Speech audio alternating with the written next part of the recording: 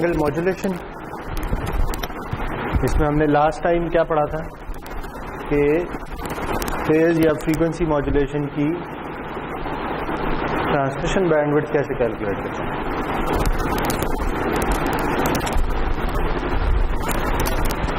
तो अब हमारा अगर message signal m of t है तो फेज मॉड्यूलेशन क्या करती है, वो बेस बैंड सिग्नल के फेज में मैसेज सिग्नल को डाल देती है, और फ्रीक्वेंसी मॉड्यूलेशन क्या करती है, वो मैसेज सिग्नल को बेस बैंड सिग्नल की फ्रीक्वेंसी में डाल देती है। ठीक है, तो फ्रीक्वेंसी मॉड्यूलेशन में जो फ्रीक्वेंसी है वो मैसेज सिग्नल से डिफाइन हो रही होती है।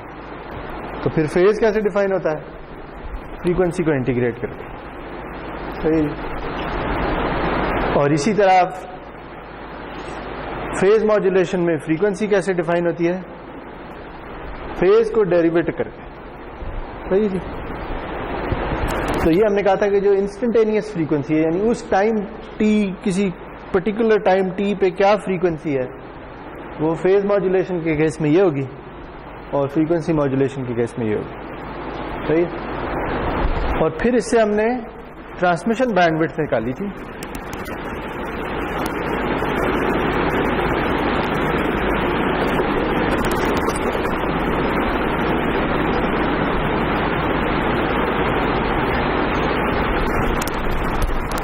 ट्रांसमिशन बैंडविड्थ के केस में पहले हमने कहा था कि अगर साइनसॉइडल सिग्नल है,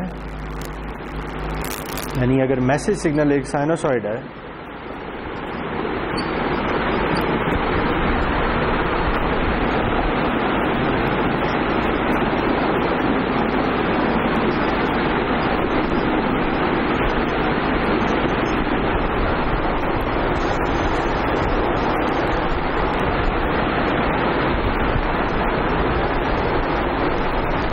तो इस केस में जो ट्रांसमिशन बैंडविड्थ निकली थी वो कैसे निकली थी, वो थी 2 into beta plus 1 into FM। सही है, जिसमें बीटा जो था वो था APM KP फॉर PM, और फ्रीक्वेंसी मॉड्यूलेशन के लिए था AFM KF over FM over 2 पाई। जिस तरह की चीज निकली थी।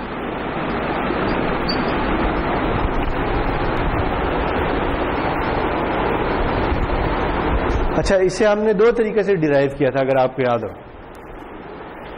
एक हमने क्या कहा था, हमने ये कहा था कि अच्छा हम ना इसका फोरियर ट्रांसफॉर्म निकाल लेते हैं, ठीक है, और इस फोरियर ट्रांसफॉर्म से देखने की कोशिश करते हैं कि इसकी ट्रांसमिशन बैंडविड्थ किस किस्म की होगी। तो हमने MT की जगह ये साइनसॉइडल डाल दिया था और फिर उसका फोरियर ट्रांसफॉर्म कैलकुलेट करने की कोशिश की थी, जिसमें एक बेसल फंक्शन की एक्सप्रेशन आ गई थी, और फिर हमने बेसल फंक्शन की प्रॉपर्टीज पढ़ी थी, और इस तरह से एक और तरीका भी किया था। उसमें हमने कहा था कि क्यों ना इसकी पीक फ्रीक्वेंसी डिविएशन निकाल ली जाए, कि अच्छा ये जो सिग्नल है इसमें फ्रीक्वेंसी मैक्सिमम कहां तक जा सकती है। ठीक है, उसे हमने FP का नाम दिया था, अगर आपको याद हो, पीक फ्रीक्वेंसी डिविएशन FP।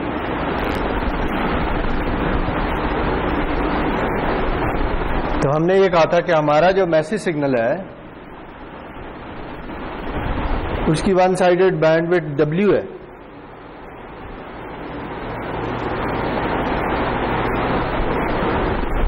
तो ये जो पीक फ्रीक्वेंसी डिविएशन है ये है कि अच्छा फ्रीक्वेंसी ज्यादा कहां तक जा सकती है।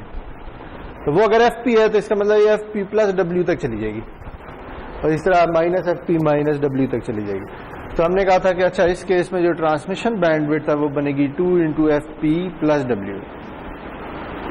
ये बातें याद है। और फिर हमने कहा था कि अच्छा अगर साइनोसॉइडल सिग्नल है तो फिर पीक फ्रीक्वेंसी डिविएशन क्या होगी, वो सारी निकाली थी।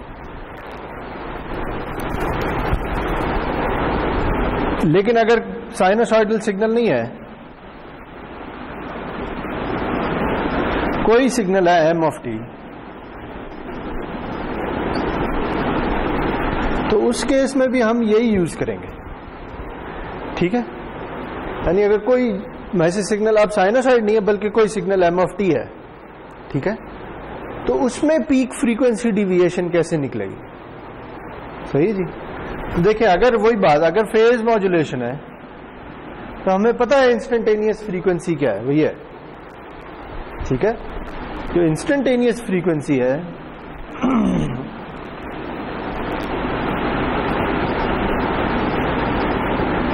वो है k p into d by d t of m t. ये कैसे आ रहा है? ये फेज का पोर्शन है, इसका डेरिवेटिव ले लें, तो के पी तो कांस्टेंट है वो, और जो एम टी है वो टाइम के रिस्पेक्ट में रहता है, एम की टी का डेरिवेटिव। तो इसकी मैक्सिमम वैल्यू क्या होगी? जो इस डेरिवेटिव की मैक्सिमम वैल्यू, जो भी मैक्सिमम वैल्यू, ठीक है। तो हम ये कहेंगे कि पीक फ्रीक्वेंसी जो है ना, पीक फ्रीक्वेंसी डिविएशन जो कि एफ पी है, वो इक्वल होगी k p into max value of d by d t m t. और अगर आप इसे पॉजिटिव लेना चाहते हैं तो इसकी एब्सोल्यूट वैल्यू ले लें।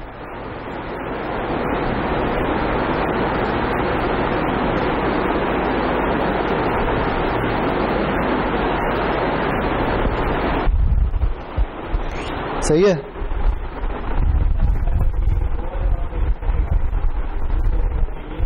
हाँ, साइनोसॉइड के लिए भी यही फंक्शन है, लेकिन उसमें आपको साइनोसॉइड है पता है, तो इधर साइनोसॉइड डाल देना, डालेंगे तो वो आ जाएगा, उसका अगर डेरिवेटिव लो तो cosine of 2 pi f m t into 2 pi f m, यही आएगा ना। कोसाइन की मैक्सिमम वैल्यू 1 आ जाएगी, साथ 2 पाई एफ एम आ जाएगा। तो यानी अगर आपको एम ऑफ टी की एक्सप्रेशन दी हुई है, कोई भी एक्सप्रेशन दी है, साइनोसॉइड है या कोई और है, तो आप इधर डाल के डेरिवेटिव निकाल लें और फिर उसकी मैक्सिमम वैल्यू देख लें कि इसकी मैक्सिमम वैल्यू क्या हो सकती है, ठीक है। तो उससे आपको पता चल जाएगा कि पीक फ्रीक्वेंसी डिविएशन क्या हो सकती है, यानी फ्रीक्वेंसी ज्यादा कहां तक जा सकती है। सही है, बात समझ आ रही। इसी तरह अगर एफएम है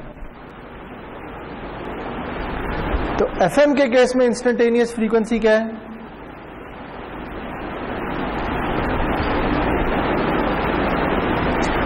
वो ये दी भी है, क्योंकि एफएम क्या करता है, वो तो डायरेक्ट जो मैसेज सिग्नल की वैल्यू है वो उसकी फ्रीक्वेंसी बना देता।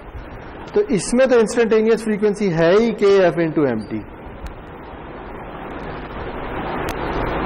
तो इसकी पीक वैल्यू क्या होगी, या इसकी पीक फ्रीक्वेंसी डिविएशन क्या होगी?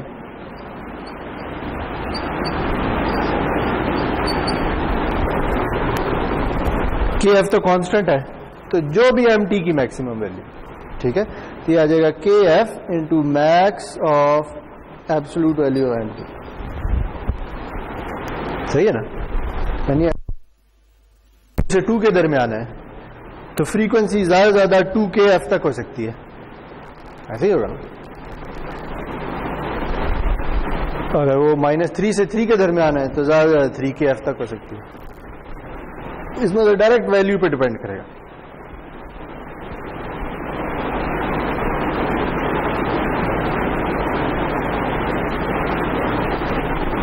ठीक है, तो पीक फ्रीक्वेंसी आप ऐसे निकालेंगे और फिर कहेंगे कि ट्रांसमिशन बैंडविड्थ क्या बनती है, पीक फ्रीक्वेंसी प्लस डब्ल्यू। तो क्या हो रहा है कि बैंडविड्थ जो सिग्नल की थी उससे एक्सपैंड होके ज्यादा हो रही है। तो ना इसे हम इस तरह से भी डिनोट कर सकते हैं।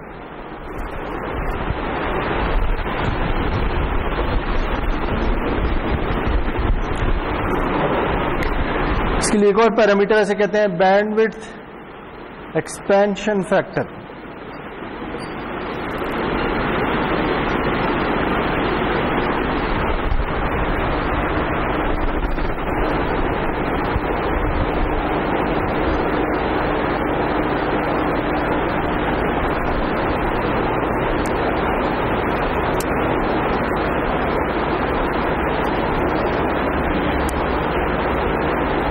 बैंडविड्थ एक्सपेंशन फैक्टर ये है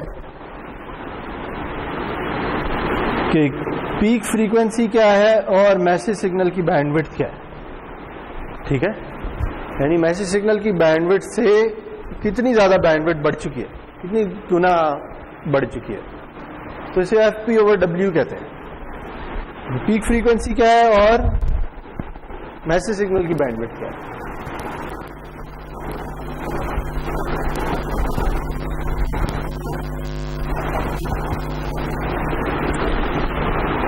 तो ये इस केस में यही होगी, देखें पीक फ्रीक्वेंसी FPM के लिए है तो इसे सिंपल W से डिवाइड कर दें और इसे भी W से डिवाइड कर दें, तो ये बैंडविड्थ एक्सपेंशन फैक्टर आ जाएगा, ठीक है।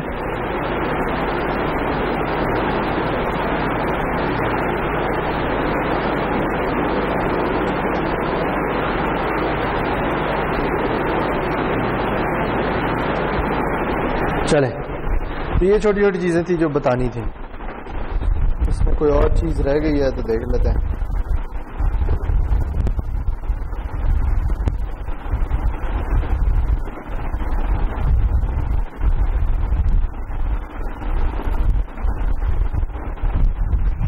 अच्छा चलें, इसे इस तरह भी लिख सकते हैं यार, यानी इसे नाम दे देते हैं D का, ठीक है, कि बैंडविड्थ एक्सपेंशन फैक्टर D के इक्वल है। तो फिर अगर मैं इसे इधर डाल दूं तो ये क्या बनेगा, BT यानी ट्रांसमिशन बैंडविड्थ है 2 × FP+W,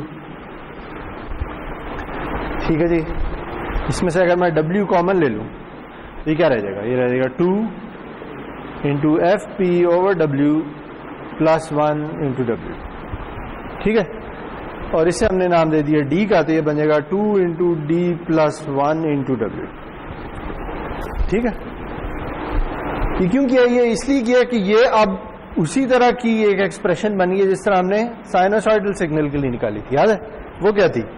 साइनोसॉइडल सिग्नल के लिए हमने कहा था 2 × β + 1 for sinusoidal signal BT = 2 × β + 1 × W। या W की जगह हमने FM लिख दिया था क्योंकि FM और W एक ही थे उस केस में।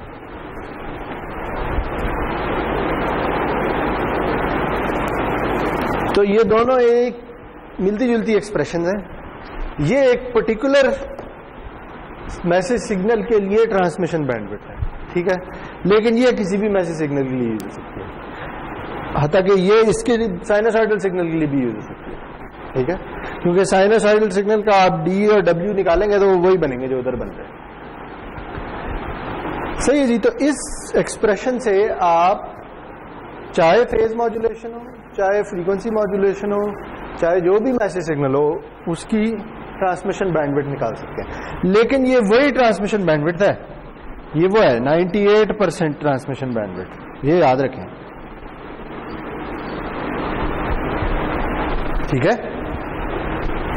याद है वो जो हमने बेसल फंक्शन से किया था कि अच्छा इतने बेसल फंक्शन की वैल्यूज ले लो कि वो 98% की एनर्जी उसके अंदर आ जाए, तो ये वही है, ठीक है। इसे हमने उस दिन नाम भी दिया था एक, याद है इसे क्या कहा था, कौन सा रूल था ये कहा था कार्सन्स रूल,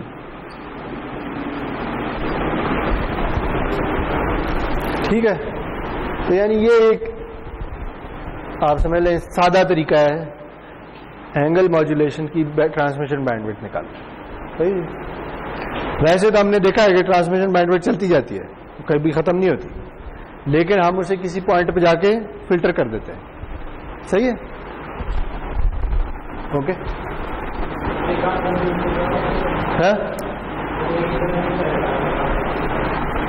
कार्सन रूल किस तरह डिफाइन होता है, यानी आप ये कह सकते हैं कि transmission bandwidth of angle modulation can be approximated by this expression, बस ये कार्सन रूल।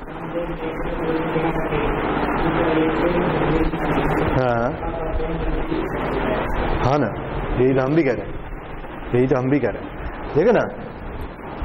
बैंडविड्थ किससे डिफाइन हो रही है, फेज से या फ्रीक्वेंसी से, दोनों एक ही चीज है, ठीक है। लेकिन फेज और फ्रीक्वेंसी चेंज कौन कर रहा है, मैसेज सिग्नल चेंज कर रहा है, ठीक है। तो फेज मॉड्यूलेशन में अगर मैसेज सिग्नल तेजी से चेंज होता है तो उसका डेरिवेटिव ज्यादा होगा, डेरिवेटिव रेट ऑफ चेंज होता है, याद है। अगर कोई सिग्नल ज्यादा तेजी से चेंज हो रहा हो तो उसका डेरिवेटिव भी ज्यादा होगा, डेरिवेटिव ज्यादा होगा तो उसकी पीक फ्रीक्वेंसी डेविएशन ज्यादा होगी, वो ज्यादा होगी तो ट्रांसमिशन बैंडविड्थ भी ज्यादा होगी। इधर क्या होगा, इधर यह है कि मैसेज सिग्नल की वैल्यू कितनी है। अगर मैसेज सिग्नल की वैल्यू बढ़ेगी तो फ्रीक्वेंसी भी बढ़ेगी, फ्रीक्वेंसी बढ़ेगी तो ट्रांसमिशन बैंडविड्थ भी बढ़ेगी। तो हाँ, अल्टीमेटली मैसेज सिग्नल ही ड्राइव कर रहा है कि आपकी बैंडविड्थ कितनी होगी। ठीक है, देखिए एम्पलीट्यूड मॉड्यूलेशन में ऐसा नहीं था। याद, एम्पलीट्यूड मॉड्यूलेशन में मैसेज सिग्नल आपकी बैंडविड्थ नहीं डिसाइड करता, क्योंकि वो बैंडविड्थ वो फेज में जा रहा ही नहीं होता, वो तो एम्पलीट्यूड में जा रहा होता है। ठीक है, वो एम्पलीट्यूड को कम ज्यादा करता है, लेकिन डीएसबी एएम जो हमने पढ़ी है उसमें बैंडविड्थ नहीं चेंज होती, ट्रांसमिशन बैंडविड्थ वही 2W रहती है, चाहे जो मर्जी कर ले। ठीक है, यानी अगर एक मैसेज सिग्नल है जिसका स्पेक्ट्रम इस तरह का है और दूसरे का इस तरह का है, ठीक, दोनों की जो ट्रांसमिशन बैंडविड्थ है एम्पलीट्यूड मॉड्यूलेशन में वो सेम होगी। क्यों? क्योंकि इनकी W सेम है, लेकिन इधर वो सेम नहीं होगी। ठीक है, इधर डिपेंड करता है कि किसका रेट ऑफ चेंज ज्यादा है या किसकी वैल्यू ज्यादा है टाइम में। ठीक है, तो इसलिए यहां पे जो ट्रांसमिशन बैंडविड्थ है वो मैसेज सिग्नल पर डिपेंड करती है, एएम में नहीं करती। एएम में एम्पलीट्यूड डिपेंड करता है मैसेज सिग्नल। ठीक है,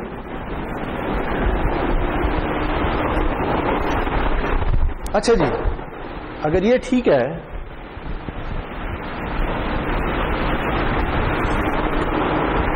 तो हमने क्या पढ़ा है? हमने ये पढ़ा है कि अच्छा, फ्रीक्वेंसी मॉड्यूलेशन फ्रीक्वेंसी चेंज करती है और फेज मॉड्यूलेशन फेज चेंज करती है।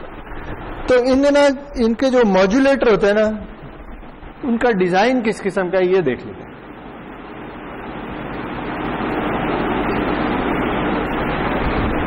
यानी अगर हमने एफएम का मॉड्यूलेटर बनाना तो हमें क्या चीज चाहिए होगी? ठीक है, क्या ख्याल है क्या चाहिए होगा? अगर हम एक ब्लॉक डायग्राम बनाएं कि अच्छा एक मैसेज सिग्नल आ रहा है, ठीक है, और अब हमने क्या करना है एफएम के केस में, हमने ये करना है कि जो मैसेज सिग्नल की वैल्यू है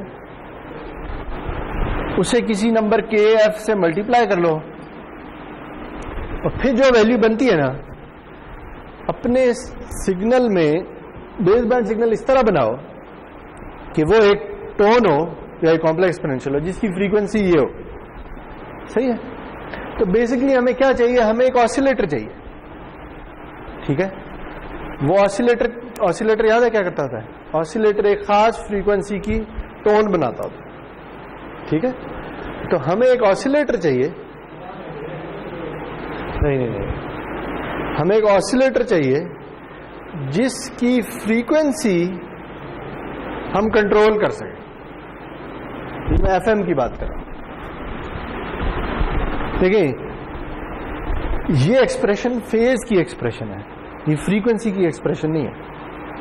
ठीक है, फ्रीक्वेंसी हमने क्या कहा है? इसकी फ्रीक्वेंसी क्या है? KF इंटू MT, यही कहा ना। ये फ्रीक्वेंसी है तो ये फेज होगा, ये फेज है तो इसका डेरिवेटिव लेना तो फ्रीक्वेंसी बनेगी। तो फ्रीक्वेंसी मॉड्यूलेशन में आप डायरेक्ट जो इस एक्सप्रेशन की वैल्यू है इतनी फ्रीक्वेंसी अगर जनरेट कर दें तो ठीक है, यही काम करना ना, यानी इस फ्रीक्वेंसी का एक सिग्नल जनरेट करना है। अगर इसकी वैल्यू चेंज होती है तो फ्रीक्वेंसी भी चेंज होनी चाहिए। ठीक है ना, जब हमने ड्रॉ किया था याद है आपको? अगर आपका मैसेज सिग्नल कुछ इस तरह का है, अगर ये मैसेज सिग्नल है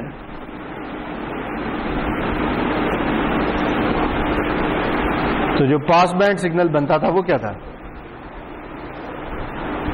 वो इस तरह से था कि फ्रीक्वेंसी बढ़ेगी फिर कम हो जाएगी फिर बढ़नी शुरू हो जाएगी। याद है? यही था ना। तो इसमें क्या हो रहा है? जो फ्रीक्वेंसी है वो मैसेज सिग्नल से डिफाइन हो रही है, वैल्यू बढ़ रही है फ्रीक्वेंसी भी बढ़ रही है, वैल्यू कम हो रही है तो फ्रीक्वेंसी भी कम हो रही है। हाँ, एम्पलीट्यूड कांस्टेंट है, सही। तो आपने क्या करना है, आपको एक टोन चाहिए, टोन कहते हैं कोसाइन या साइन को, आपको एक टोन चाहिए जिसकी फ्रीक्वेंसी आप कंट्रोल कर सकें, ठीक है। तो आपको क्या चाहिए, आपको एक ऑसिलेटर चाहिए जिसकी फ्रीक्वेंसी आप कंट्रोल कर सकें।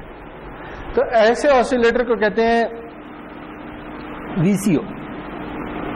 वीसीओ से क्या बनता है, वीसीओ से बनता है वोल्टेज कंट्रोल्ड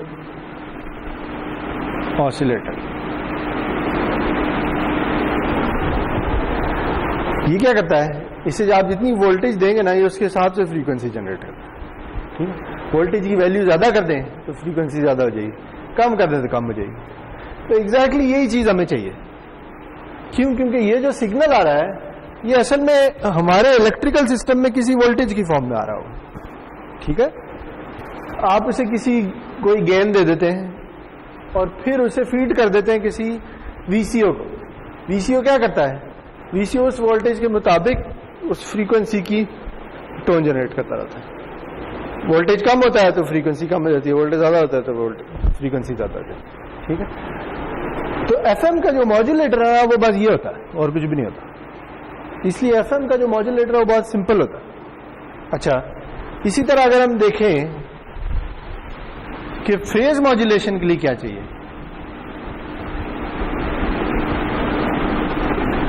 क्या ख्याल है जी, फेज के लिए क्या चाहिए?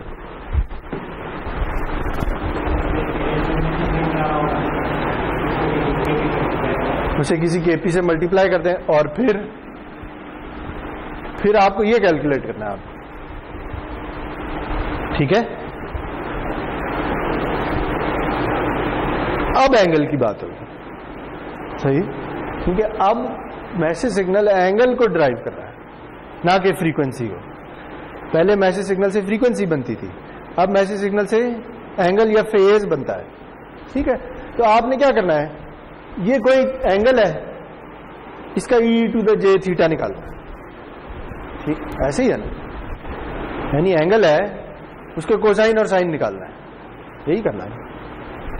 तो आपको बेसिकली क्या कैलकुलेट करना है, आपने इसका एक कोसाइन कैलकुलेट करना है और आपने इसका एक साइन कैलकुलेट करना है,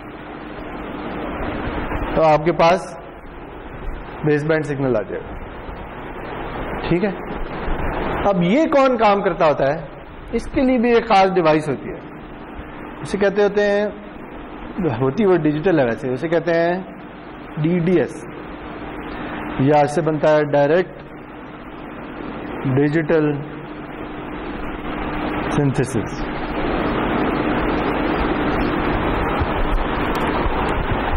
DDS कुछ भी नहीं होता, DDS बेसिकली जैसे आपके कैलकुलेटर में कोसाइन और साइन कैलकुलेट करते हैं ना, बस उसी तरह की चीज है, ठीक है। जैसे कोई भी एंगल दे, उसका साइन या कोसाइन आपको निकाल के देते हैं, ठीक है। लेकिन ये डिजिटली इंप्लीमेंट हो रहा होता है। डिजिटली का मतलब ये है कि जो भी सिग्नल आ रहा है ना, उससे पहले आप सैंपल करेंगे, सैंपल करने के बाद जो उसकी वैल्यू आएगी ना, वो वैल्यू उस कैलकुलेटर को दे देंगे और वो आपको वो वैल्यू निकाल के दे देगा। हाँ, नहीं, ये आप डिजिटल कम्युनिकेशन में पढ़ेंगे तो पढ़ेंगे, इधर नहीं आएगा।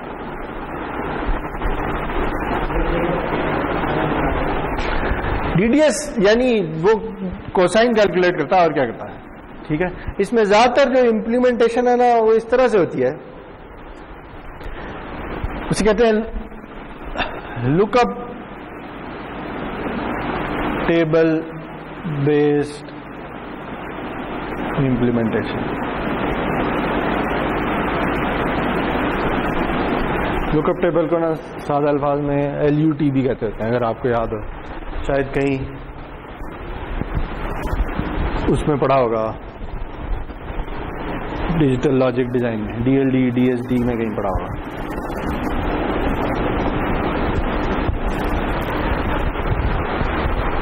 लुकअप टेबल का मकसद ये होता है कि अच्छा, मेरे पास एक कोसाइन है या साइन है, ठीक है, मैं ना इसकी कुछ खास वैल्यूज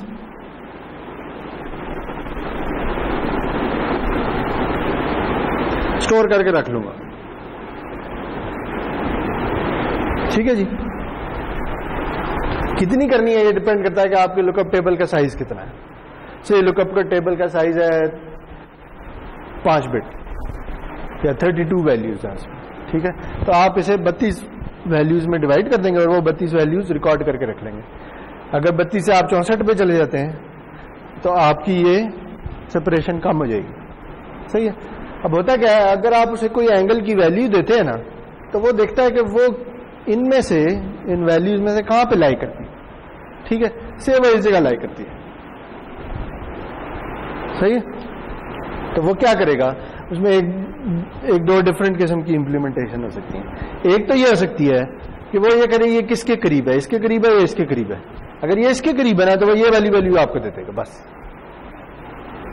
ठीक है, तो उस केस में क्या होगा, उस केस का मतलब यह है कि आपकी ये वाली वैल्यू अगर आप इधर तक हैं तो यही वैल्यू रहेगी, फिर ये हो जाएगी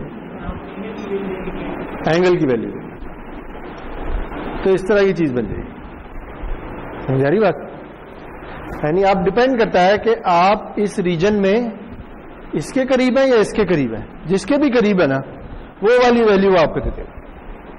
ठीक है, वो वैल्यू दे देगा। तो ये अप्रोक्सीमेशन है, यानी एग्जैक्ट कोसाइन ऑफ थीटा नहीं मिल रहा, बल्कि उसके करीब की कोई वैल्यू मिल रही। ठीक है, लेकिन चूंकि साइन और कोसाइन एक कंटिन्यूअस फंक्शन होते हैं ना, तो इसलिए अगर आप उसके करीब करीब हैं तो इसका मतलब आपकी वैल्यू भी उसके आसपास ही होगी। सही है। अगर आप इन वैल्यूज को ज्यादा कर दें तो आपकी अप्रोक्सीमेशन बेहतर हो जाएगी। वैसे ही होगा। अच्छा, दूसरा तरीका ये हो सकता है, अगर आप इधर ये वाला थीटा आपको चाहिए तो आप ये वाली वैल्यू पकड़ें, ये वाली वैल्यू पकड़ें और दोनों के दरमियान इंटरपोलेशन कर दें। याद है इंटरपोलेशन क्या होती है? यानी किसी दो वैल्यूज को किसी लाइन से या किसी कर्व से ज्वाइन करना। ठीक है, तो अगर आपको एक ये वाली वैल्यू मिली है, एक ये वाली वैल्यू मिली है, तो आप क्या करेंगे, इन दोनों को एक लाइन से कनेक्ट कर देंगे और इस लाइन पे जहां पे आपका थीटा है वो वाली वैल्यू आपको दे देगा। अब क्या होगा कि वो इस अप्रोक्सीमेशन से तो बेहतर है कि इसकी बजाय ये वाली वैल्यू दे दो, लेकिन असल में कोसाइन कैसे जारी होगी? असल में तो कोसाइन ऐसे जारी होगी। ठीक है, तो आपने ये जो कर्व है इसे एक लाइन से अप्रोक्सीमेट कर लिया और वो वाली वैल्यू आपको दे दी। ये डीडीएस बेसिकली यही कर रहा होता है। ठीक है, आपको पीछे से सिग्नल मिल रहा है, आप उस सिग्नल की वैल्यू देखते हैं कि अच्छा क्या वैल्यू है, वो डीडीएस को देते हैं।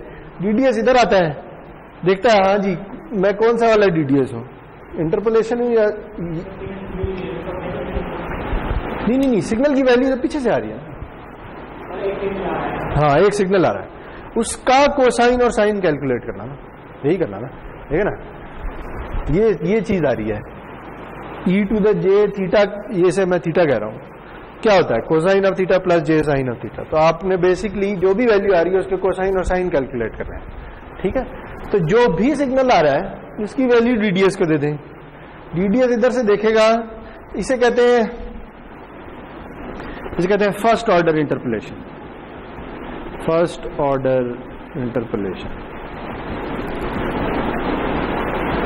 और इसको कहते हैं जीरो ऑर्डर इंटरपोलेशन। तो अब डीडीएस का ऑर्डर क्या है? ठीक है, अगर वो जीरो ऑर्डर का डीडीएस आपने लगाया तो फिर वो ये वाला काम करेगा कि अच्छा किसके करीब है वो वाली वैल्यू दे दो, और इधर क्या करेगा, उधर एक लाइन से कनेक्ट करके बीच में जो वैल्यू आ रही है वो कैलकुलेट करके आपको दे दो। ठीक है,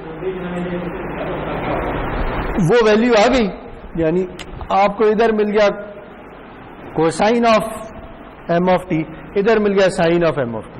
यानी यहां क्या आ रहा है, cosine of k p m t, यहां पे आ रहा है sine of k p m t. तो ये क्या है, ये है एक्स आई ऑफ टी और ये है एक्स क्यू ऑफ टी। यही है ना, ये आपके बेस बैंड सिग्नल का रियल पार्ट है, ये आपके बेस बैंड सिग्नल का इमेजिनरी पार्ट है। तो आपको बेस बैंड सिग्नल मिल गया, इसे बैंड पास में कन्वर्ट करके ट्रांसमिट कर दें, बस ये करना। ठीक है, समझ आई बात? जैसे एएम में क्या करते थे, मैसेज सिग्नल को मल्टीप्लाई करें किसी कांस्टेंट वैल्यू के साथ, किसी गेन के साथ, ठीक है, बस वो आपका बेस बैंड सिग्नल है, उसे आप बेस बैंड से बैंड पास में कन्वर्ट कर लें। इस तरह इधर जो आपका बेस बैंड सिग्नल है वो ये है, ठीक है, कि आपको उसके कोसाइन और साइन कैलकुलेट करना है, फिर बेस बैंड सिग्नल करना है। एफएम के केस में सिंपली आप वो टोन जनरेट कर सकते हैं, ये डीडीएस के अंदर होता है, कोसाइन और साइन कैलकुलेट करना डीडीएस के अंदर होता है, ठीक है। डीडीएस का मकसद यही होता है। और देखिए ना, अगर आपके पास साइन है तो इसका मतलब आपके पास कोसाइन भी है, क्योंकि साइन और कोसाइन में बस π/2 का शिफ्ट होता है और तो कुछ भी नहीं होता, ठीक है। यानी अगर आपने इसी में से कोसाइन की वैल्यू कैलकुलेट करनी है तो जो एंगल मिल रहा है उसमें π/2 माइनस कर दें, माइनस करेंगे तो जो वैल्यू आ रही होगी वो कोसाइन की वैल्यू होगी, ठीक है। तो आपको लुकअप टेबल एक ही चाहिए, ठीक है, समझ यही बात। तो डीडीएस में यही हो रहा था, डीडीएस में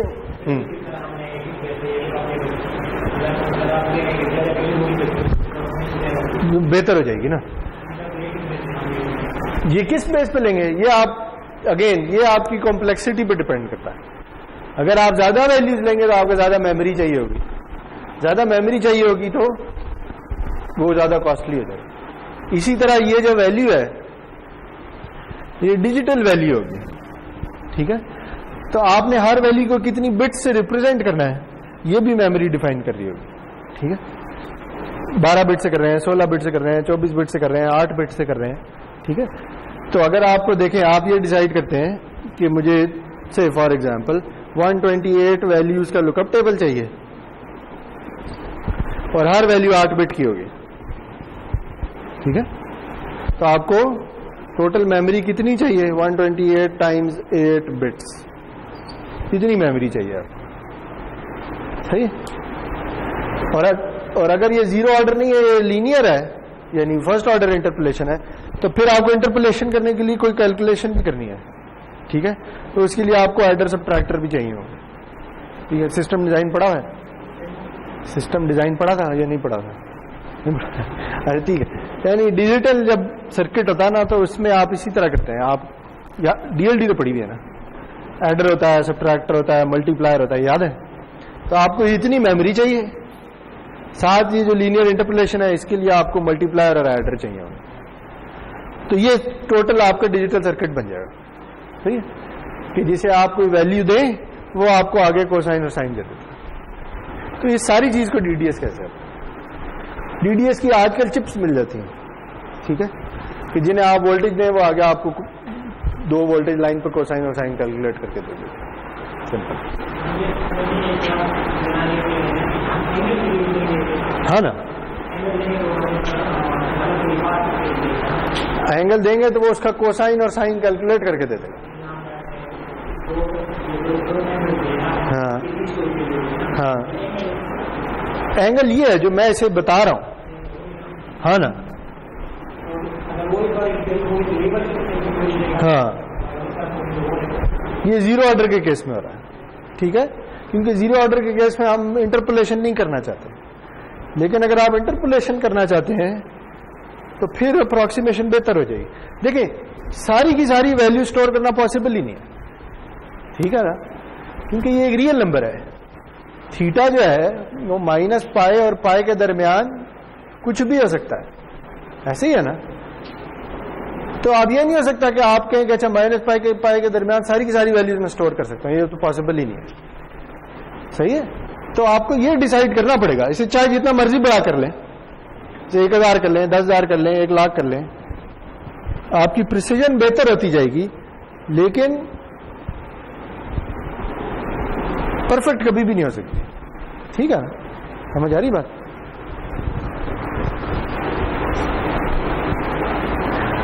तो हम इसे थीटा देंगे, ये हमें कोसाइन और साइन निकाल के दे देगा। थीटा कहां से आ रहा है, थीटा असल में मैसेज सिग्नल है, क्यों, क्योंकि हम फेज मॉड्यूलेशन यूज करते हैं, ठीक है ना। फेज मॉड्यूलेशन में एंगल निकलता ही मैसेज सिग्नल से, जो मैसेज सिग्नल की वैल्यू होगी उसे केपी से मल्टीप्लाई करेंगे तो थीटा आ जाएगा।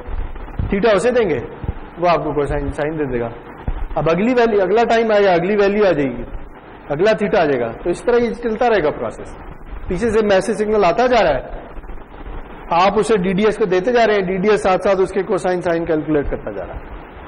ठीक है, तो ये कॉन्टिन्यूअस प्रोसेस है। ठीक है, समझ आ रही बात? ओके, ये नहीं है कि एक वैल्यू निकाली और फिर बस खत्म। वैल्यूज कैलकुलेट करते रहना है, क्योंकि मैसेज सिग्नल तो चलता जाएगा। ठीक है, इसी तरह वोल्टेज कंट्रोल ऑसिलेटर जब एफएम के केस में पड़ा, वो भी चलता जाएगा। पीछे से सिग्नल आता जा रहा है, उसकी वैल्यू बढ़ रही है, फ्रीक्वेंसी बढ़ रही है, कम हो रही है तो कम हो रही है, बस। और इसी तरह वो चीज ऑपरेट करती रहेगी जब तक मैसेज सिग्नल आता रहे।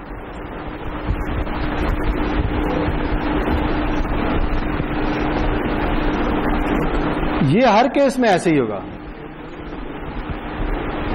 ठीक है, देखिए एएम के केस में भी ऐसे ही होता है। पीछे से मैसेज सिग्नल आता जा रहा है, आप उसे डायरेक्ट किसी कोसाइन से मल्टीप्लाई करते जा रहे हैं और सिग्नल ट्रांसमिट होता चला जा रहा है। ठीक है, वो तो हम जब सिमुलेशन करते हैं तो हम कहते हैं अच्छा सिग्नल पूरा का पूरा इकट्ठा ले लो। ठीक है, असल में ऐसे नहीं होता। असल में तो आप बोल रहे हैं फॉर एग्जाम्पल, और आपने साथ साथ उसे ट्रांसमिट भी करते जाना है। तो आप बोलते जा रहे हैं, मैसेज सिग्नल आता जा रहा है, आगे उसके कोसाइन साइन कैलकुलेट होकर ट्रांसमिट होते जा रहे हैं। जैसे लाइव ट्रांसमिशन, जैसे एफएम की ट्रांसमिशन होती। ठीक है, तो वो जो भी बंदा बोल रहा है वो बोलता जा रहा है और आप साथ साथ उसकी ट्रांसमिशन करते जा रहे हैं। ठीक, अच्छा जी, तो अब ये देखें एक और चीज जो रह गई है वो है वेक्टर डायग्राम।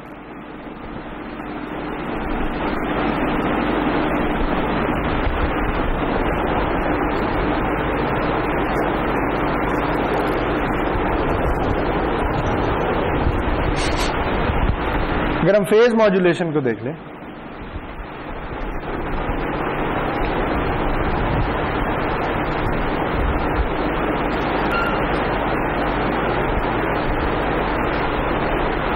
तो हम क्या ड्रॉ करना चाहते हैं? वेक्टर डायग्राम याद है क्या होती है?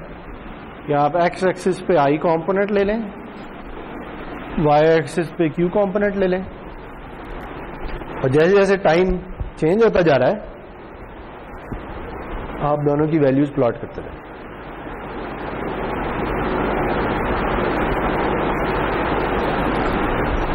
तो क्या ख्याल है? से फॉर एग्जाम्पल जो एम ऑफ टी है ना, वो कोई साइनोसॉइडल सिग्नल है जिसकी से वैल्यू जो है ना वो है साइन ऑफ 2 पाई, चलें यही ले लें एफ एम टी। ठीक है जी, तो क्या ख्याल है इसकी वेक्टर डायग्राम किस तरह की नजर आएगी? आइडिया है? नहीं ना, अगर मैं इसे प्लॉट कर लूं तो ये इस तरह से होगा, चलता जाएगा। ठीक है, मैक्सिमम वैल्यू क्या है इस मैसेज सिग्नल की? मैक्सिमम वैल्यू क्या होगी? 1। मिनिमम क्या होगी? -1। ठीक है, तो से हम यहां से शुरू हुए। ठीक है जी, तो ये हमारा मैसेज सिग्नल है। इस मैसेज सिग्नल से हम फेज बैंड सिग्नल बनाते हैं। उसके आई और क्यू कंपोनेंट क्या होंगे? कोसाइन और साइन। ठीक है, सही है ना? तो इधर क्या आएगा? क्या ख्याल है किस तरह की चीज आएगी?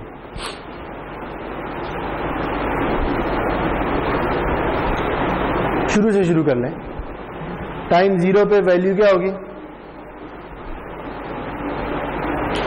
तो टाइम 0 है, ये 0 है। टाइम 0 पे एंगल क्या होगा? उसका एंगल हाँ 0 होगा, तो वैल्यू क्या बनेगी? AC बनेगी। तो यहाँ पे कहीं पे AC है, हम कहते हैं ये वैल्यू बनेगी। ठीक है, आप यहाँ पे खड़े होंगे इस जगह पे। अब क्या होगा? अब MT बढ़ना शुरू हो गया। MT बढ़ रहा है तो क्या बढ़ रहा है? एंगल बढ़ रहा है। एंगल बढ़ेगा तो क्या होगा?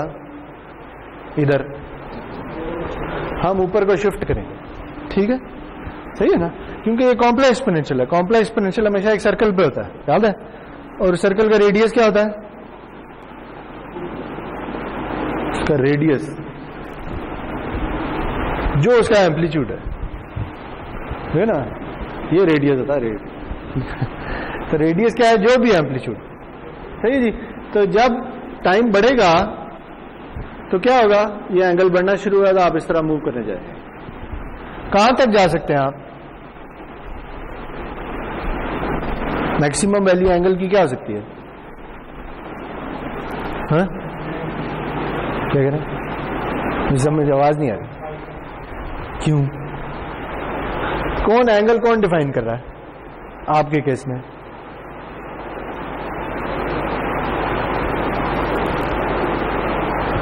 हाँ, एंगल कैसे कैलकुलेट हो रहा है?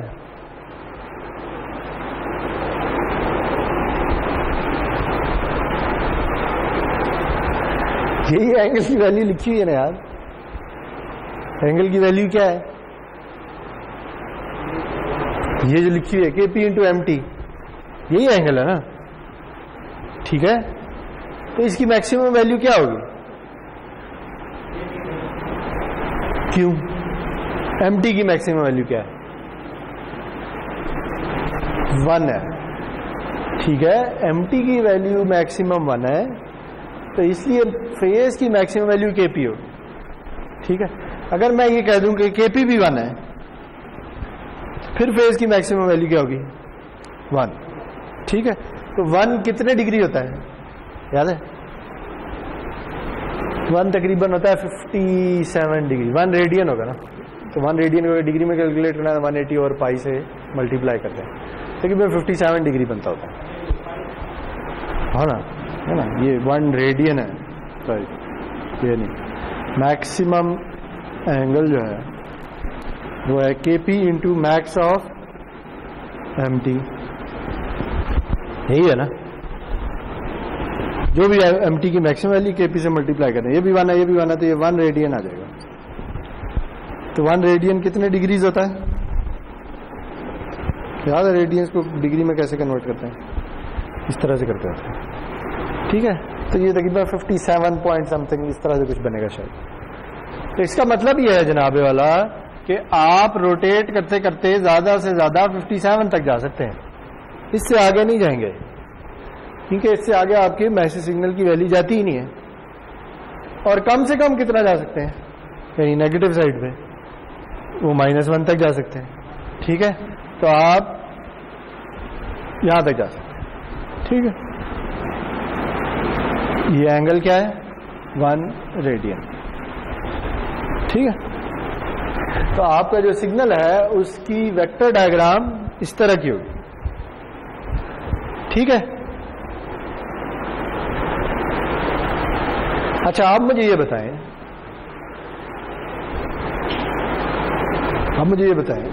कि अगर ये मैसेज सिग्नल ये नहीं है बल्कि ये है, तो फिर ये वैल्यू क्या होगी? 4, और ये वैल्यू क्या होगी? -4। अब आपका एंगल कहां तक जा सकता है? 4 रेडियंस तक, ऐसे ही है। 4 रेडियन कितने डिग्री बनेगा? 57 इंटू 4 क्या होता है? 218, तकरीबन 218 डिग्री बनता है, ठीक है। तो अब क्या हो सकता है? अब अगर मैं एक और वेक्टर डायग्राम ड्रॉ कर लूं,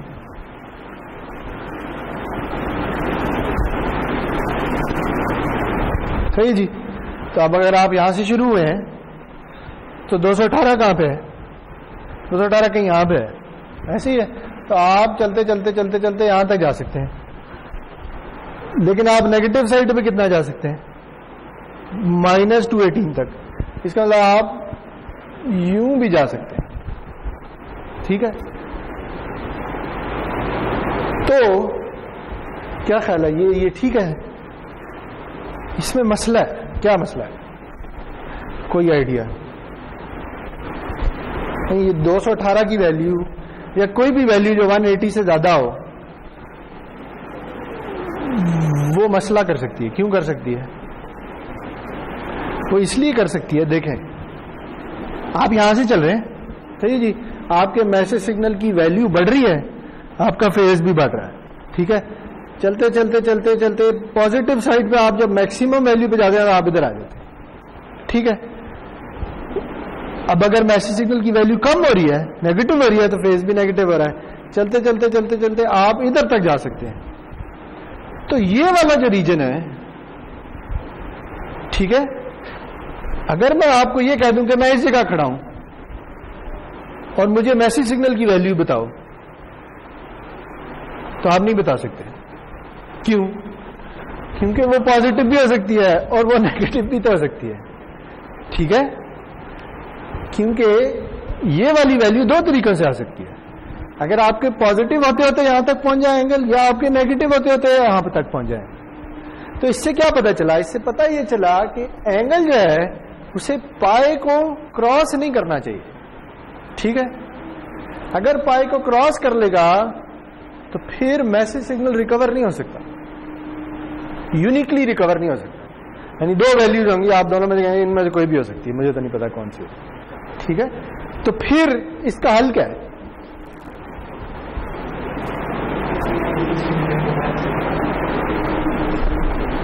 भाई उससे भी कोई फर्क नहीं पड़ेगा, माइनस करेंगे ये इधर इधर आ जाएगा और तो कुछ नहीं होगा।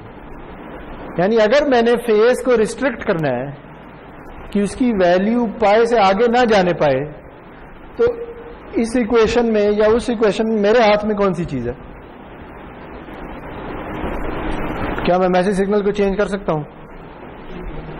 मैं केपी को चेंज कर सकता हूं, ठीक है, तो केपी मेरे हाथ में है, सही है। तो मैं केपी की वैल्यू ऐसे रखूंगा कि एंगल कभी भी पाई को क्रॉस न करे, या नेगेटिव साइड पे माइनस पाई को क्रॉस न करे। हाँ, यानी आप हमेशा इस तरह से केपी की वैल्यू रखेंगे कि ये मल्टीप्लाई होने के बाद जो थीटा है वो हमेशा उसकी एब्सोल्यूट वैल्यू पाई से कम। बात समझ आ गई? चलें गुड, अगर ये समझ आ गया है तो यही मेन मकसद था समझाने का। फ्रीक्वेंसी मॉड्यूलेशन के केस में क्या होगा? फ्रीक्वेंसी मॉड्यूलेशन के केस में इस तरह का कोई मसला नहीं है, ठीक है, क्योंकि उसमें जो इंफॉर्मेशन है वो फेज में है ही नहीं, वो फ्रीक्वेंसी में है, ठीक है। उसमें आपने फ्रीक्वेंसी डिटेक्ट करनी है। उसके केस में बेशक ये जिधर मर्जी जाते रहे, ठीक है, और वो जाएंगे। क्यों जाएंगे? क्योंकि इंटीग्रेटर लगा है। अगर आपका मैसेज सिग्नल हमेशा पॉजिटिव है तो ये तो इंटीग्रेट हो के फेज पता नहीं कहां से कहां तक पहुंच जाएगा। तो जब पहुंचता रहेगा तो आप इस सर्कल पर रोटेट करते रहेंगे, तो करते रहे रोटेट। हमारी इंफॉर्मेशन फेज में है ही नहीं, फ्रीक्वेंसी में, उस केस में हमें फर्क नहीं पड़ेगा, ठीक है। उसकी वेक्टर डायग्राम नजर कुछ इसी तरह की है, सही है, सर्कल योग। इस केस में सर्कल का एक पोर्शन होगा, सही है। वो पोर्शन कहां तक जा सकता है डिपेंड करता है कि मैक्सिमम एंगल की वैल्यू क्या है, ठीक होगी बात? अच्छा, ये भी समझ आ गई। तो अब हम चलते हैं डी मॉड्यूलेटर।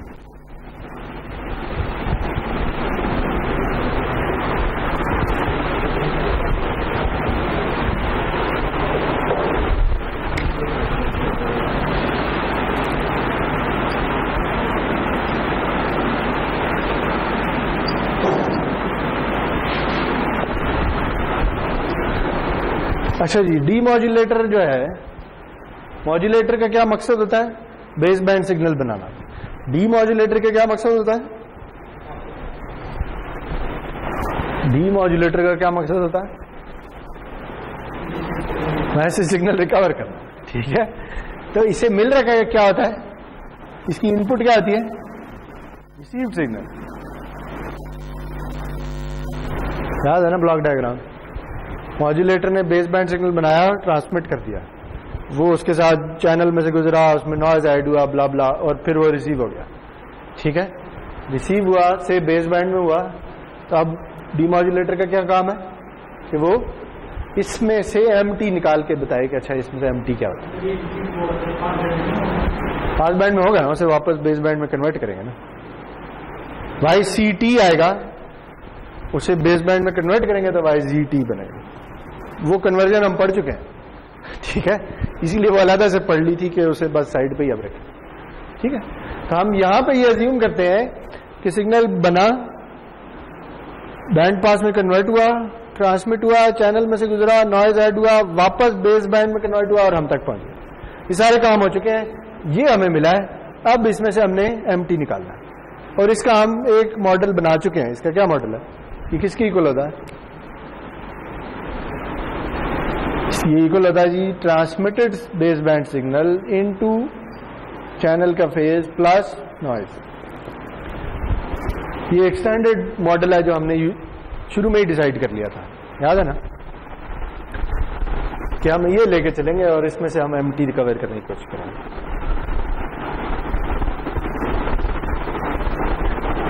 ये 5P क्या है? फेज है। क्यों है? कहां से है? हाँ नहीं, किधर से आ गया एकदम?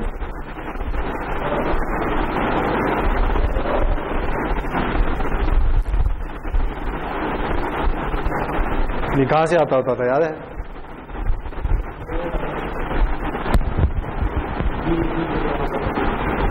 VSB, हम तो एंगल मॉड्यूलेशन कर रहे हैं, VSB कहां से आएगी? हाँ, फेज एस्टिमेशन तो करते हैं, इसी की करते हैं, 5P निकालने की कोशिश करते हैं, लेकिन 5P आता कहां से?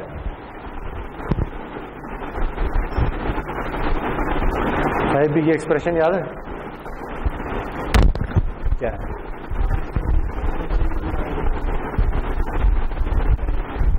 FC इंटू एक और पैरामीटर भी होता है, फेज चैनल की वजह से आता है, याद है?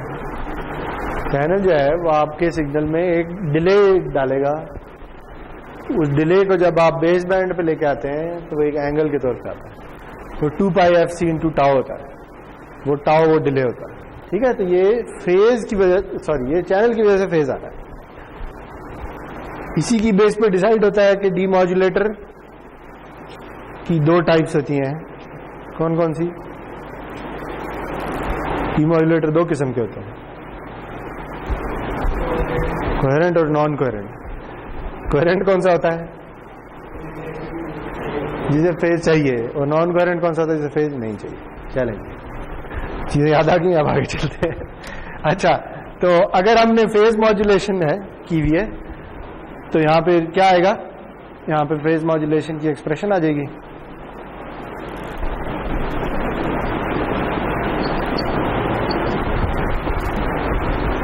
ठीक है, और ये हम फेज कंबाइन करके भी लिख सकते हैं अगर हम चाहें तो।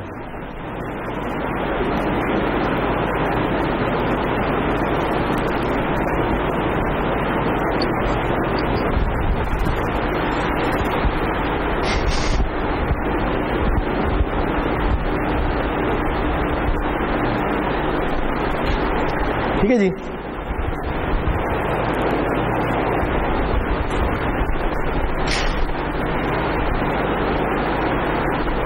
हमें ये मिल रहा है, सही।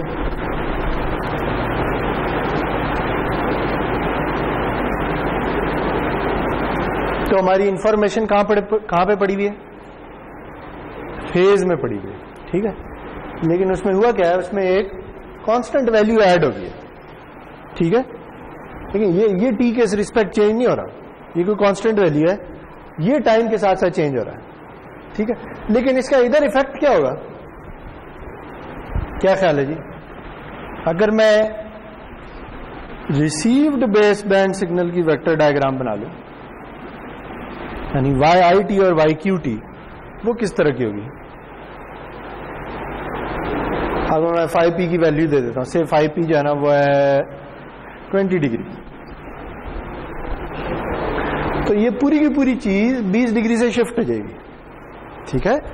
तो अगर मैक्सिमम वैल्यू 57 थी तो वो अब क्या हो जाएगी? 77, ठीक है? प्लस पाई कहां से है?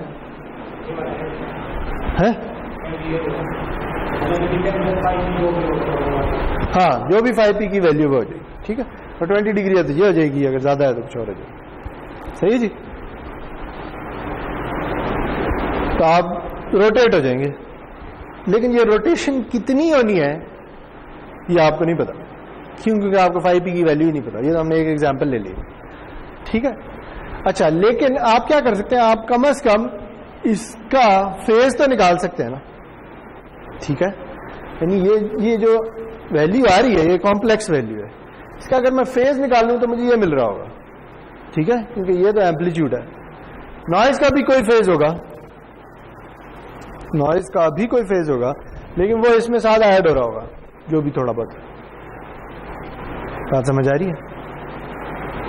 ठीक है ना? ये नॉइज की वैल्यू क्या करेगी, मुझे ये बताएं वैसे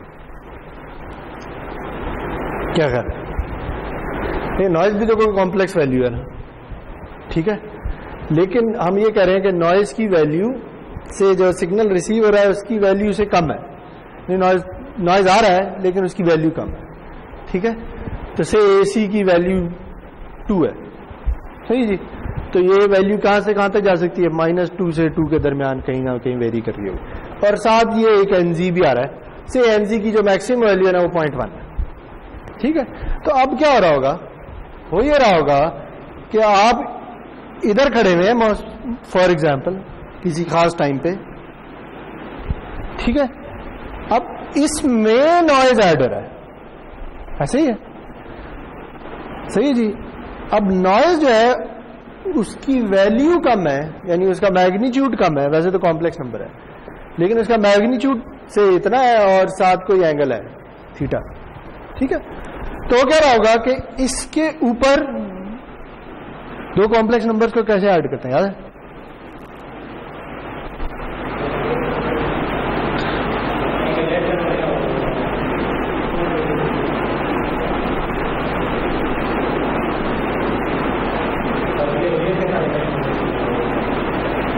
ऐड करना है, मल्टीप्लाई नहीं करना।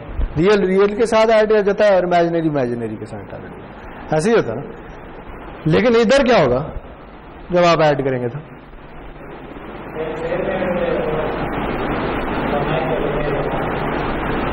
वो मल्टीप्लिकेशन में होता है ना। अगर दो नंबर हैं MEJ थीटा और NEJ 5, अगर ये मल्टीप्लाई हो रहे हैं तो इनके फेज ऐड होंगे, ऐसे ही है ना। ये आ जाएगा MN into e⁻j theta plus 5। लेकिन ये मल्टीप्लाई नहीं हो रहे, ये ऐड हो रहे हैं। जब ऐड हो रहे हैं तो से मैं ये कर रहा हूं, एक नंबर है 2 + 2j और दूसरा नंबर है +0.1 + 0.1j, ठीक है। यानी इसकी वैल्यू बहुत ज्यादा है, इसकी वैल्यू इसके मुकाबले में कम है। जब ये ऐड होते हैं ना तो इस कॉम्प्लेक्स प्लेन पे ये वेक्टर्स की एडिशन होती है, ठीक है ना। कॉम्प्लेक्स नंबर को हम एज अ वेक्टर डिनोट करते हैं ना, कि किसी डायरेक्शन में है और इसका कुछ मैग्नीट्यूड है। वेक्टर एडिशन याद है कैसे होती थी? एक अगर ऐसे है और दूसरा अगर ऐसे है तो दोनों ऐड हो जाएंगे और रिजल्टेंट क्या बनेगा? ये बनेगा। तो ये एडिशन इसी तरह की होगी, ठीक है। यानी आप किसी जगह पे खड़े हुए हैं, ठीक है जी, से इधर खड़े हुए हैं, इसके ऊपर नॉइज भी ऐड हो रहा है। तो एक छोटा सा वेक्टर है, उसका एंगल क्या डिपेंड करता है, उसके मुताबिक आप इधर कहीं ऐड हो रहा होगा, सही है। तो आपकी वैल्यू थोड़ी बहुत आगे पीछे हो रही होगी, समझ आ रही बात? क्या हो रहा होगा? तो कहने का मकसद ये बात इसलिए करें कि ये जो नॉइज है ये थोड़ा बहुत फेज को चेंज कर सकता है, ठीक है। अगर नॉइज की वैल्यू बढ़ेगी तो क्या होगा? यहां पे जो वेक्टर ऐड होगा उसका मैग्नीट्यूड बढ़ेगा। मैग्नीट्यूड बढ़ेगा तो एंगल में एरर भी ज्यादा आएगा। लेकिन अगर नॉइज की वैल्यू कम है तो ये जो वेक्टर ऐड होगा ये भी बहुत छोटा सा होगा। छोटा सा होगा तो जो रिजल्टेंट वेक्टर बनेगा उसका एंगल असल वाले एंगल से कम चेंज होगा। हाँ, समझ आई? एम्पलीट्यूड मॉड्यूलेशन में इसका एम्पलीट्यूड मैटर करता था। फेज मॉड्यूलेशन में दोनों चीजें मैटर करती हैं, ठीक है।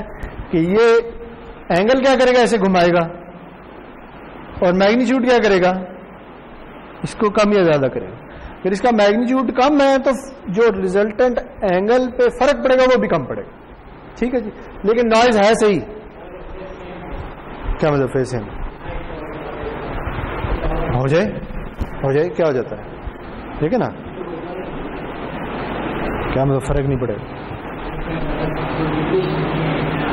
हाँ, अगर इसका उलट फेज हो, सेम नहीं उलट हो, यानी देखे ना, अगर ये इधर है और दूसरा यूं है फिर कोई फर्क नहीं पड़ेगा, हाँ ना, है ना। इसके में एम्पलीट्यूड जो मर्जी हो, या वही फेज हो, हाँ यूं भी हो, फिर कोई फर्क नहीं पड़ेगा, क्योंकि हम एंगल में इंटरेस्टेड है। अगर दोनों के एंगल एक जैसे हैं तो क्या ही बात है, लेकिन नॉइज का एंगल हमेशा एक जैसा नहीं रह सकता ना, रैंडम होता है, ठीक है। तो इसका मतलब है कि ये यहां कहीं घूम रहा होगा, छोटी सी वैल्यू होगी जो इसके एंगल को आगे पीछे थोड़ा बहुत कर रही है, ठीक है। चले, तो हम क्या करेंगे, हम इसका एंगल कैलकुलेट कर लेंगे। जब हम इसका एंगल कैलकुलेट करेंगे तो हमें क्या मिलेगा, हमें मिलेगा KPMT प्लस 5P।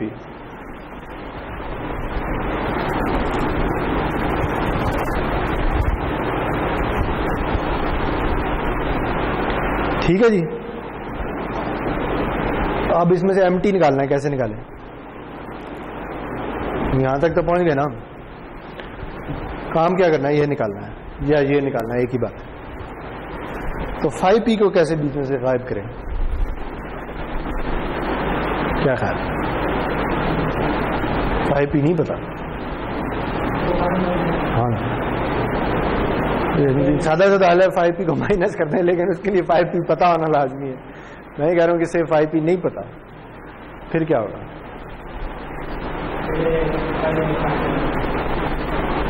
नहीं, अगर मैं 5P के बगैर काम नहीं चला सकता,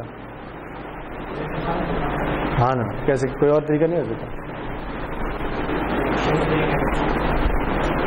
इसका? अगर मैं स्पेक्ट्रम प्लॉट कर लूं इस चीज का, ठीक है, तो क्या कैसा स्पेक्ट्रम होगा, पहले इस पार्ट का कर लें, ठीक है जी। तो MT का जैसा भी स्पेक्ट्रम है, से MT का जो है ना इस तरह का स्पेक्ट्रम, ऐसे ही मैंने एक ड्रॉ कर लिया, ठीक है जी।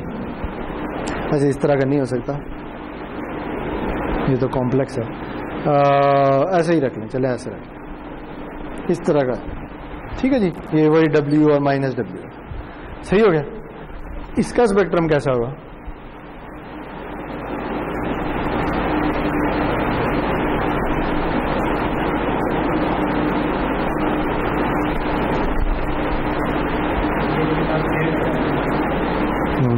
ये ना स्पेक्ट्रम कैसे निकालते हैं, इसका फोरियर ट्रांसफॉर्म ले लें, इसका फोरियर ट्रांसफॉर्म ले लें, ठीक है। इसका फोरियर ट्रांसफॉर्म तो मैंने आपको ड्रॉ कर दिया, इसका फोरियर ट्रांसफॉर्म क्या होगा, ये हम बहुत दफा कर चुके हैं, ये इंपल्स होगी क्योंकि ये कांस्टेंट वैल्यू है, ठीक है। तो यहां पे आ रहा होगा, सही है जी। तो हमने क्या करना है, इससे जान छुड़ानी है। इससे जान छुड़ाने का मतलब इस इंपल्स से जान छुड़ानी है, तो क्या करें, फिल्टर करें, ठीक है। इस पे एक हाई पास फिल्टर लगा लें, ठीक। अगर इस पे हमको इस तरह का फिल्टर लगा लें, सही है, जो जीरो के अराउंड फ्रीक्वेंसीज को ना जाने दे और बाकियों को जाने दे। याद है हमने एक पढ़ा था इस तरह के फिल्टर को, या इस तरह का एक फिल्टर हमने एक नाम भी दिया था, याद है, नॉच फिल्टर इसे हमने कहा, कि किसी एक पॉइंट पे जाके जीरो हो जाए, ठीक है। बेसिकली हमें एक हाई पास फिल्टर चाहिए, ठीक है। तो हम अगर इसके आगे एक हाई पास फिल्टर लगाते हैं तो हम इसको खत्म कर सकते हैं।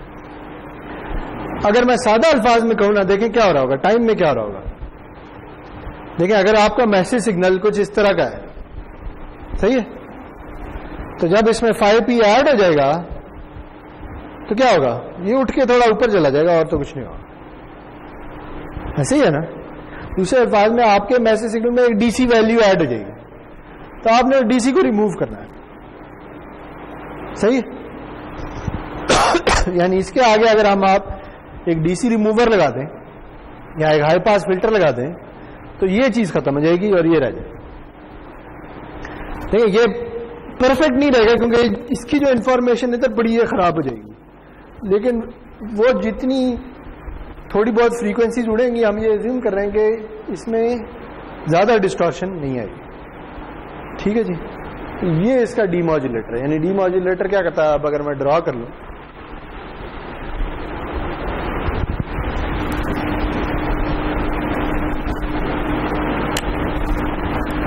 अगर आपको YZT मिल रहा है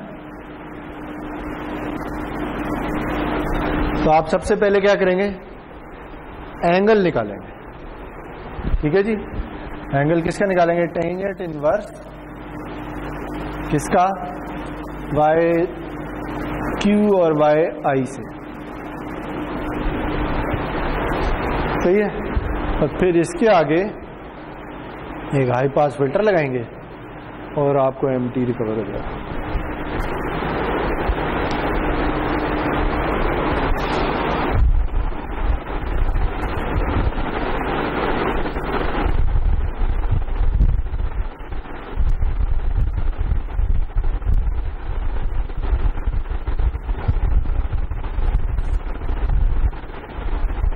सही जी।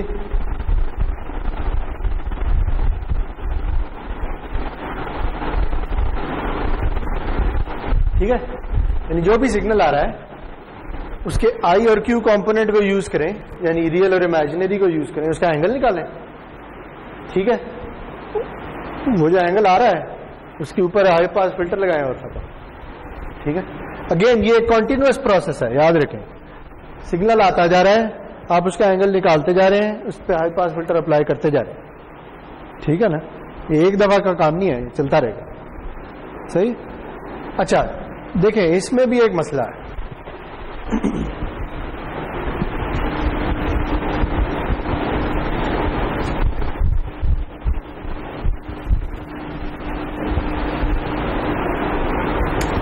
देखें, अगर 5p की वैल्यू ज्यादा हो जाए तो क्या होगा, ये रोटेट होते होते इधर भी जा सकता है।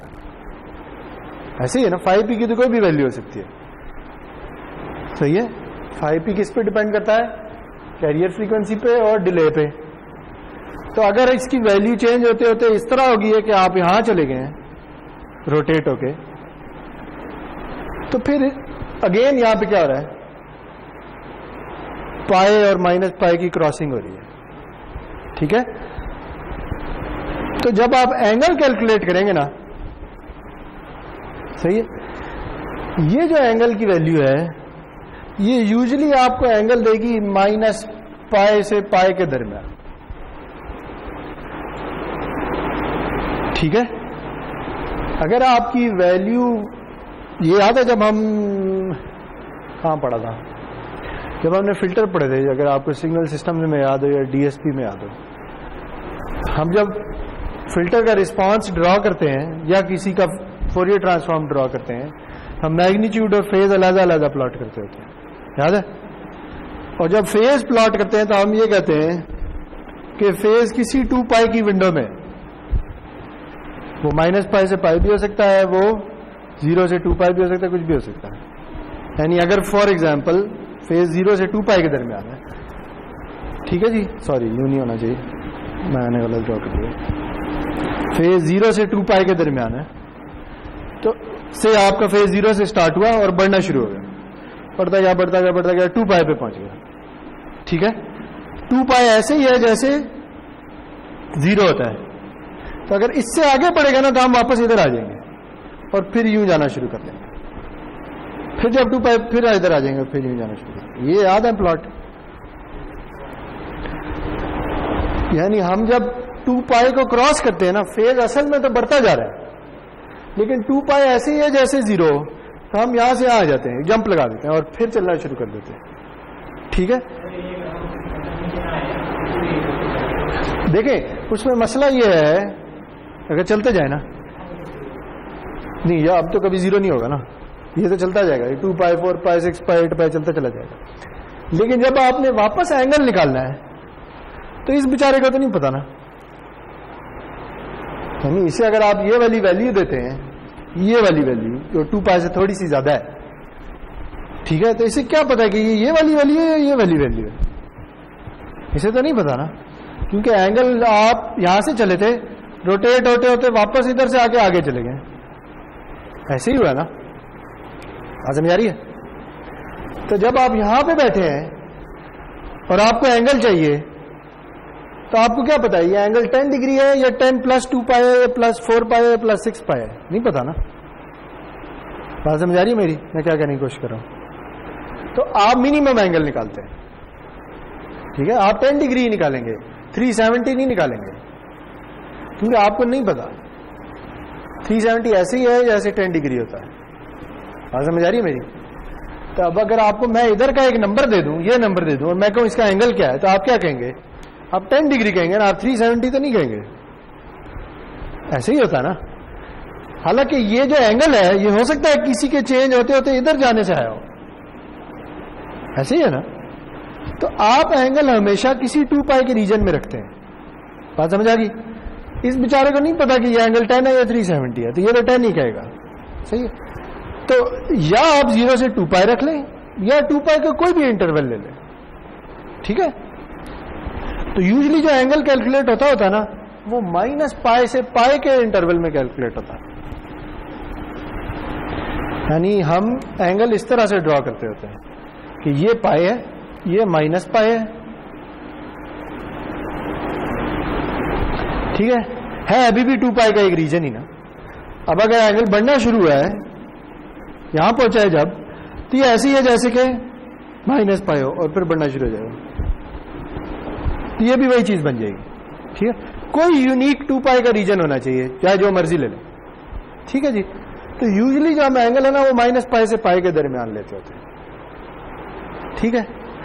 चाहे जो मर्जी ले लें, मुझे कोई फर्क नहीं पड़ता, सही है। कहने का मकसद ये है कि जब आप इस रीजन को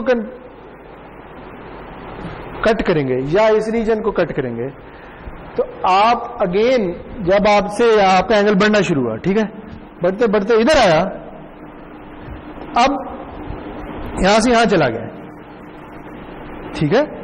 तो आपके जो आपका एंगल यहां से यहां पे मिल रहा होगा ना, वो कुछ इस तरह का मिल रहा होगा। उसमें सडन जंप्स आ रहे होंगे, ये वाले जंप्स, ठीक है। ये जंप्स आपको आइडेंटिफाई करने हैं, सही है, क्योंकि ये जंप्स इस वजह से आ रहे होंगे कि आप पाई को या -π को क्रॉस कर रहे हैं। जो सिग्नल आपने बनाया था उसमें ये काम नहीं होता था, लेकिन उस सिग्नल में एक ऐसा फेज ऐड हो गया है जिसकी वैल्यू आपको नहीं पता, जो कि 5p है, और वो हो सकता है ऐसा हो कि वो इस रीजन को क्रॉस करवा दे। अब ये रीजन क्रॉस हो जाएगा तो फिर इस तरह की चीजें आना शुरू हो जाएंगी आपके फेज। अगर इस तरह की चीजें आ रही है ना, तो आपको देखने में ही पता चल जाएगा कि अच्छा, ये अगर सडन जंप आ रहा है ना, तो ये जंप असल में नहीं है, ये असल में एंगल इसी तरह चलता चला जा रहा है, ठीक है। इसे कहते होते हैं फेज को अनरैप करना। रैप क्या करना होता है? फोल्ड करना, यानी, ठीक है। अनरैप का मतलब वापस खोलना, ठीक है। तो ये अनरैपिंग जो है ना, ये करनी पड़ती है, क्योंकि अगर अनरैपिंग नहीं करेंगे तो आप कहीं से कहीं चले जाएंगे, ठीक है। बात समझ आई? इसकी एक छोटी सी ना एग्जाम्पल इधर भी बुक में भी है, मैं आपको वो प्लॉट करके दिखा देता हूं। तो बात समझ आई है या नहीं?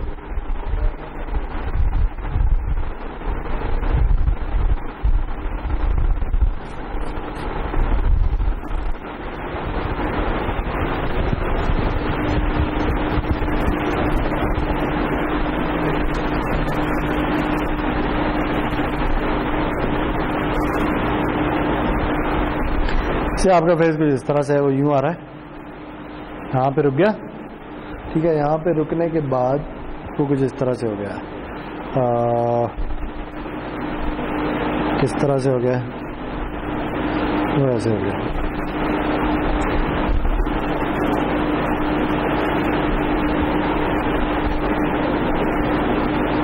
ये वो फिगर ड्रॉ कर लेना अगर मुझे समझ आती है तो। इसके बाद ये इधर चला गया और फिर कुछ इस तरह से हो गया, फिर डायरेक्ट इधर से इधर चला गया। इससे आपको इस तरह का फेस मिल रहा है, ठीक है। ये बुक की एक एग्जांपल है, आप देखेंगे तो आप उधर से भी देख सकते हैं। हो क्या रहा है? हो ये रहा है कि आपको एक सिग्नल मिल रहा है, उसका आप एंगल कैलकुलेट कर रहे हैं। एंगल हमेशा -π से π के दरमियान में आता है, और अगर मैं उस यहां पे सिग्नल को ड्रॉ कर लूं ना, बेसिकली मैं एंगल को ड्रॉ कर रहा हूं, तो वो एंगल इस तरह से आ रहा है। वो कम होता होता था -π पे पहुंचता, फिर सडन जंप आता है, इधर चले जाता है, फिर यूं होता है, फिर बढ़ना शुरू करता है, जब π से बढ़ता है फिर इधर चला जाता है, फिर यूं हो जाता है, ठीक है। अब हमने देखना है कि ये असल में सिग्नल क्या है, ठीक है। देखिए हो क्या रहा है, असल में ये हो रहा है कि फेज कम हो रहा है, कम होते थे, जब इधर पहुंचा है ना तो उसने माइनस पाई को पाई बना दिया है। असल में ये फेज यूं जा रहा है, यूं बढ़ते बढ़ते यहां पे पहुंचा है, फिर यूं है और फिर यहां से कम होते थे यूं। नहीं हो क्या रहा है, असल में एक साइन वेव आ रही है, लेकिन वो साइन वेव चूंकि इस रीजन को क्रॉस कर रही है ना, इसलिए आपको इस तरह से टुकड़ों में नजर आ रही है। ठीक है, तो जब आप अनरैपिंग करेंगे ना तो आपको वापस ये चीज मिल जाएगी। ठीक है, अच्छा देखिए हमने कैसे फेज मॉड्यूलेटर डिजाइन किया है, इस तरह से किया कि वो पाई को क्रॉस नहीं करता। ठीक है, इसलिए अगर ये पाई की क्रॉसिंग आ रही है ना तो ये मोस्ट प्रॉब्ली 5p की वजह से ही आ रही है। ठीक है, क्योंकि आपका सिग्नल डायरेक्ट इधर से इधर कभी जंप नहीं कर सकता। क्यों नहीं कर सकता? क्योंकि आपका सिग्नल कंटिन्यूअस है ना। आप हमने ये अज्यूम किया कि आप जो भी सिग्नल कर रहे हैं वो कुछ इस तरह का है, ऐसा सिग्नल नहीं है कि वो यूं हो जाता है। डिसकंटिन्यूटी नहीं है सिग्नल में। अगर डिसकंटिन्यूटी नहीं है ना तो इस सिग्नल से बनना क्या है, फेज बनना है। वो फेज भी डिसकंटिन्यूअस नहीं होगा। फेज डिसकंटिन्यूअस नहीं होगा तो इस तरह की चीज जंप नहीं आ सकते फेज में। तो ये जंप फिर मोस्ट प्रॉब्ली इसी वजह से आ रहे हैं। ठीक है, तो आप इन्हें वापस रिकंस्ट्रक्ट कर सकते हैं, इसे अनरैपिंग कहते हैं। ठीक है जी, जैसे मैटलैब है ना, मैटलैब में भी अनरैप का फंक्शन होता है। अगर आप मैटलैब के फंक्शन को इस तरह की वैल्यूज देंगे ना, वापस खुद आपको ये जनरेट करके देते हैं। सही है जी। तो फेज मॉड्यूलेशन की डी मॉड्यूलेशन में ये अनरैपिंग का बस ख्याल रखना, सही, बाकी चीजें साथी। अच्छा 2 मिनट ऊपर हो गए हैं, मैं 5 मिनट और लूंगा ताकि हम एफएम को भी देख लें और फिर खत्म कर लें।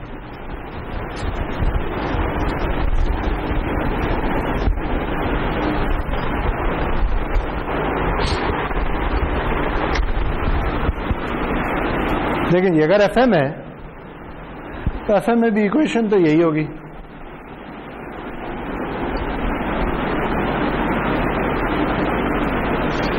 लेकिन चूंकि एफएम है तो इसका बेस बैंड सिग्नल डिफरेंट होगा। वो क्या होगा, वो लिखा हुआ है।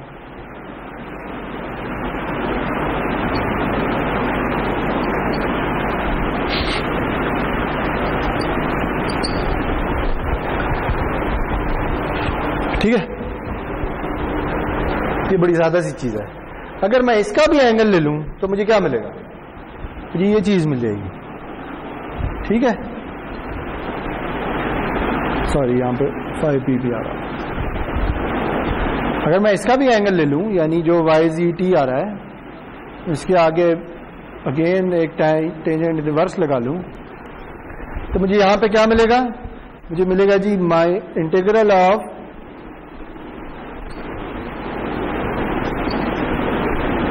+5। ठीक है ना, जो इसके एंगल में पड़ा हो वो मिल जाएगा।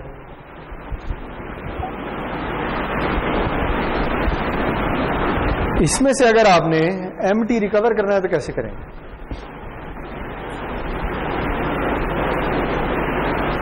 क्या सर?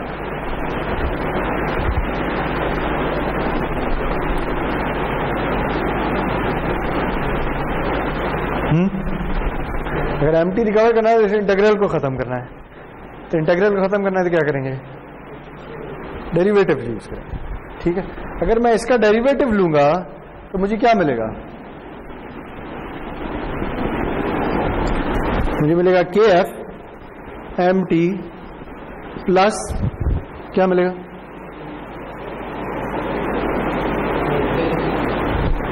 इसका डेरिवेटिव क्या होगा, 0, खत्म। ठीक है, तो ये एफएम का डीमॉड्यूलेटर सही। जहां पे यहाँ पे हाई पास आ रहा था उसकी जगह यहाँ पे डेरिवेटिव आ रहा है। ये उस दवा सिंपल है। यस, चले जी। तो हमने क्या पढ़ लिया, हमने फेज और फ्रीक्वेंसी मॉड्यूलेशन की डीमॉड्यूलेशन की टेक्निक पढ़ ली है। एक और टेक्निक भी है वो हम कल पढ़ेंगे, ये मुझे बताएं कि ये जो डीमॉड्यूलेटर है ये कोहेरेंट है या नॉन कोहेरेंट है? ये दोनों जो पढ़े